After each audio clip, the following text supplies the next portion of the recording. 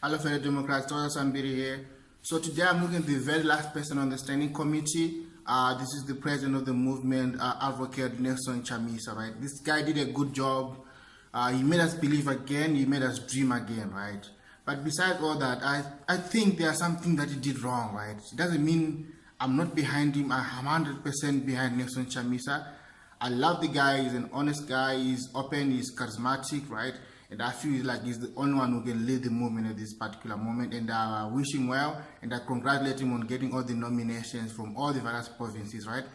I'm saying this because I don't believe in the court case, that drama that Thokozani Kupe is trying to play, right? For me, Advocate Nelson Chamisa is the man, right? So he's the man, but there's something that he did, some decision that he made last year that I don't agree with, right? So I'm going to be saying these things out, and I'll rate him out of 10.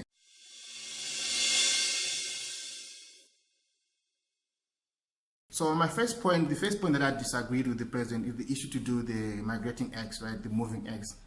There was a lot of noise last year that there's a special ration paper that to make the eggs disappear from candidate A to candidate Z, right? So in other words, you vote for Nelson Chamisa, your eggs will move from Nelson Chamisa to Dambudzo Mnangagwa, right? This thing was coming from the CIOs given to the MDC guys, right? So why did the president believe this story when it's coming from CIO guys? Do you think these guys will give you information to take them away from the feeding pot? No, they cannot do that, right? So we have to be very careful with the information that you get from CIOs. In fact, I don't agree with this strategy of gathering intelligence from top CIOs or from CIOs also. These guys are ZANU-PF to the core. They only know ZANU-PF and they benefit a lot from ZANU-PF. Why would they give you information that will make them broke, that will make them jobless? That's impossible, right? You might say, no, they are trying to protect their interests so that when the government changes, they still have their jobs. But I don't believe in that. These guys are loyal to the system. They are the system. They created this system. So we should not believe whatever they tell us, right?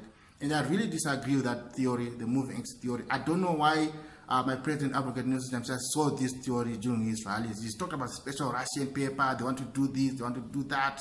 We saw the guys, the likes of Mauritius, pushing Fidelis printers to see where the paper was being printed. They made noise about it. They wanted an experiment being done, you know, that mock vote thing to see if the eggs will not move. But nothing was done. It was all noise, right? And I was even laughing when I heard them talk about it. I was just laughing. Like, no, guys, why are these guys basing this thing on such a theory that they don't even know it exists? And also, if you look at the cost, how much was it going to cost to produce that kind of paper? Where in the world was it done, right? No one knows. Even Russia, when they were having their own election, they used ballot stuffing. So these are some of the stuff that people were supposed to do. Appointed task team say, guys, before we make news about this thing, investigate this thing. How possible is it? Where has it been done before? Okay, was it done in Russia? Which company produced the paper, right? All that kind of stuff, right? But nothing was done, right? So based on this point, I have to say I disagree with the president, but doesn't mean I hate him, but I disagree with him again. So I'll move on to the next point.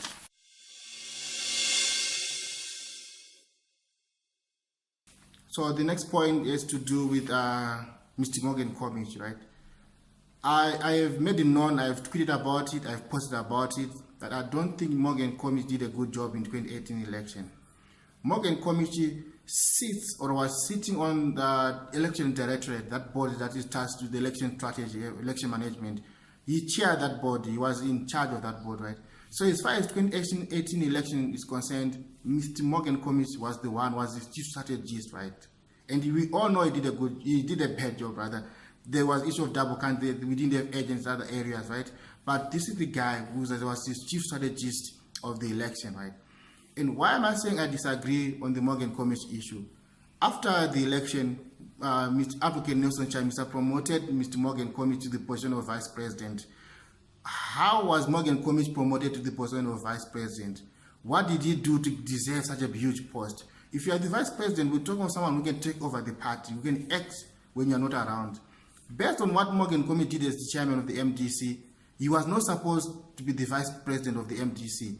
Up to now, I'm still convinced, and I know it, and it's right, the fact is there, the facts are all there, right? Morgan Comich does not deserve to be the president or the vice president of the movement for democratic change. And I disagree here when Nelson Chamisa appointed him as one of his 3 vice presidents. That was wrong. We need to move away from this culture of giving posts rewarding failures. We don't need to be doing that. If we say we're against ZANU-PF, we are different from ZANU-PF, our work should show. ZANU-PF people are promoted on loyalty, not merit. Morgan Komichi, as much as he might say I'm loyal to the party, he costed at 2018 election. He doesn't deserve to be vice president. I don't know where these nominations are based on. He got so many nominations, I don't even know where they are based on. Morgan Komichi did not do a good job. I heard him saying he defended the vote. He spoke in front of cameras at exec offices that saying the results were fake. Yes, that's a good thing. That's bravery, Mr. Committee. We congratulate you for that. But in the first place, had you done your job, had you done your homework, there was no need for you to go in front of cameras and say the result is fake. Yes, you would have said the result is fake. But after saying the result is fake, what did you do next? What was next? You were supposed to produce your own results. You were supposed to produce your own V11s to say, no, in Entire North, this number is fake. In Bindula, this number is fake. Why am I saying you could have produced this? Morgan Komichi was in a position to produce all these things because he was director of elections. He was chairman of the directorate of elections, rather. He was the chief strategist of the party. In other words, when he saw the results were fake, he was supposed to bring out the evidence because he expected Morgan Komichi to have all the evidence since he said he was the chairman of the directorate of elections. He was running this whole election. He said the results were fake. Many clapped and they called him a hero. I didn't see him as a hero. I saw him as a zero.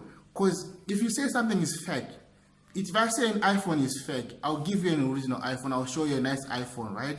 Then you know that this one is fake. If you say the results are fake, where then are the original results? Where are the V11s? Up to now, the party did not produce all the V11s. Yet Morgan Komichi, the same person who failed, has been promoted to the position of vice president. The same person again is leading on nominations. He's leading on nominations based on that position that Nelson Chamisa appointed him to. If he was not vice president, he was not going to get those nominations. It was probably going to be very hard for him. We need to move away from the culture of appointing someone just because they are your friend, just because they are loyal. Nelson Chamisa is an educated young guy. I want him to appoint people based on merit. Let's not appoint people because they sing, they shout. No, Morgan Komichi does not deserve to be vice president. He didn't deserve this post. I don't know why he was appointed. We all know he fought for you to be where you are, but it's fine. That was then. That was March 2018. But after March 2018, what happened? We were supposed to say, my man, my brother, you did not do this. You missed these points. You missed point C and T. You don't deserve this. We have the issue of double candidates. It's Morgan Komichi again. Was running the primary election. He's the head of the election strategy, right? He's there. He had the final say in the double candidate issue. He could have taken out someone and said, no, this is the candidate that we're running with. But he failed to do that. We lost seats again because of Morgan Komichi. Yet you appointed him to be VP, which I don't agree with. That was bad. It was a bad decision, right? Morgan Komichi does not deserve to be in the presidium. He doesn't know what his job is. He failed to do his job as a chairperson of the party. Okay, this point is very sensitive point, but I'm going to say it, right? After the election last year, on the 1st of August, we also people gathered in town, then they demonstrated. There was a massive demonstration, there was lockdown. We lost lives. A lot of innocent guys died in the process, right? And then fast forward a few days later, there was a press briefing by the MDC leadership. This is actually, you are talking about an election that has not been declared. And why would I even react? Because I don't know the election that will be announced. It was very stupid even for people who demonstrated. To demonstrate for the results to be released. It was stupid. They said good points, but everything changed. The moment my president, African Nation, said the process was not strategic and the process was stupid, right? It was very stupid even for people who demonstrated. To demonstrate for the results to be released. It was stupid. I disagree with that.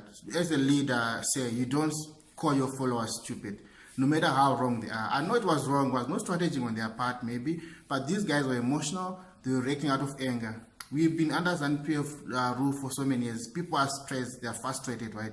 Those were the foot soldiers. They wanted to defend your vote, right? They wanted the right result to come out, right? Which was going to be in your favor. But for you to go out and say your supporters are stupid, it was wrong. I know you did issue an apology later on. Thank you for that. But I disagree with that. In future, let's not do that. We also how the MDC leadership was trying to throw the supporters, the protest under the bus.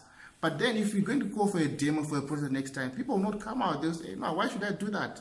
Why should I die for Chamisa? No, fear Chamisa. No, because of those such comments. So we need to avoid such comments. We need to avoid throwing our supporters under the bus. In other words, you guys in the leadership as the president are supposed to lead, right? The Constitution of Zimbabwe tells us that we are not supposed to demonstrate. It's allowed in the laws of Constitution. Those guys that were demonstrating, it was okay, it was allowed in the laws. It's only the guy that broke properties that were wrong. But if someone was demonstrating to protect their vote, they were wrong. They were not stupid. So on this point, I disagree with you, my president. So let's move on again to the next point, which is point number 3. Okay. We all know that there's talk of talks going on. The president is saying we're supposed to negotiate or go for dialogue with ED, right? But we the supporters, we the guys that voted, we don't even know what are we going to negotiate for. Are we going to negotiate for a GNU? Are we going to negotiate for some reform or what? This has not been clearly spelled out to supporters, right? And I feel like the president is not playing it open here. He's supposed to tell his supporters, ask the supporters, the guy that voted for him, to say, we want to negotiate with ED for so, right? But I don't agree with negotiating with ED also. From what I see, if we say we have 2.6 million, we have 2.6 million in 2018, why do you want to negotiate with a loser? He's a loser. Emerson Mnangagwa is not the winner. He's not the president of Zimbabwe as far as the 2.6 million vote is concerned. You are the president. So why are you trying to negotiate with the loser? Are we not supposed to take over power only and not negotiate?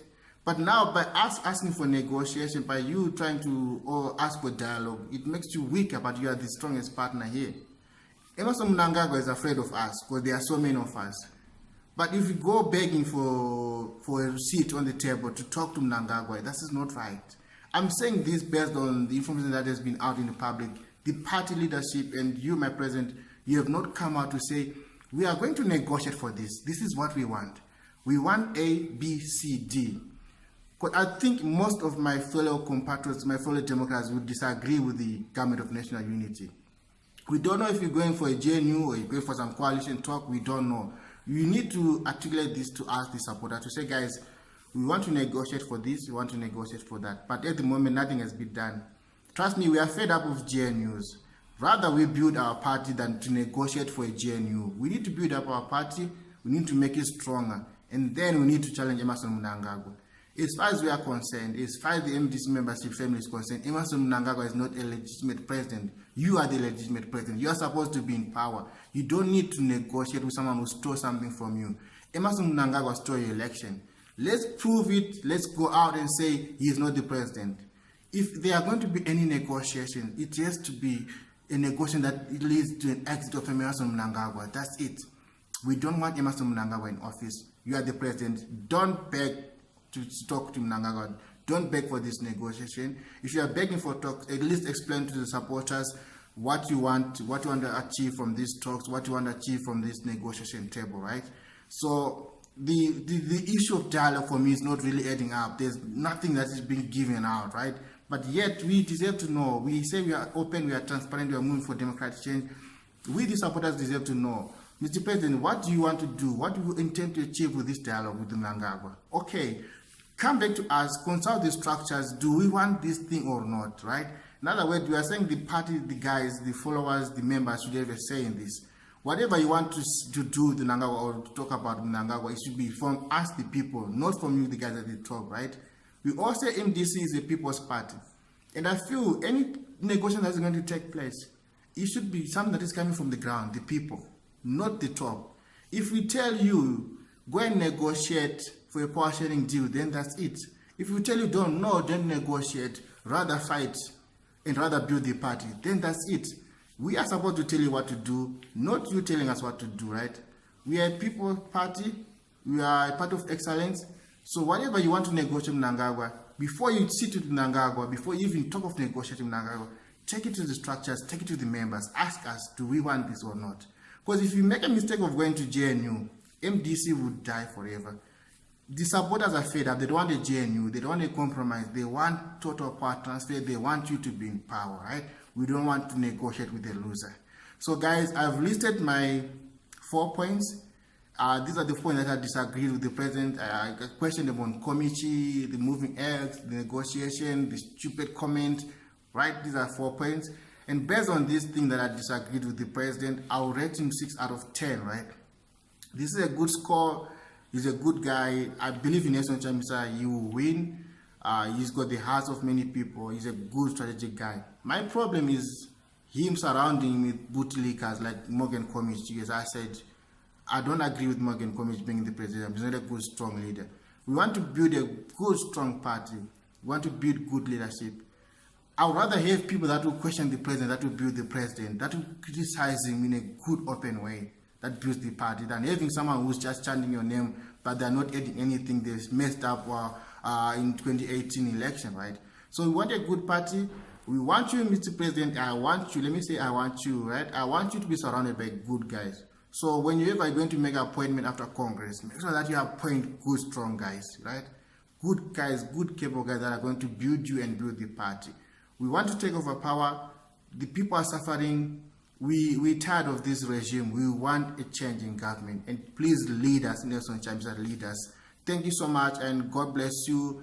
And I hope you understand this. This is not just me bashing you. I'm 100% behind you, but I just feel like I need to say these things out, right? But as far as your leadership style is concerned, though I might question it here and there, but I agree with you. I know where you're going, and we have to do the right thing. Let's not lose the struggle. Let's not beg to negotiate with ED, right? So thank you so much, guys. We're all praying for a wonderful Congress, a good Congress. Let's ignore the side shows, the coupe. She's nothing, she's a non-entity. She got 19 votes in 2018. Why should she lead us? No, we want to be led by Nelson Chamisa. That's it. Thank you so much, guys. God bless you all. Bye.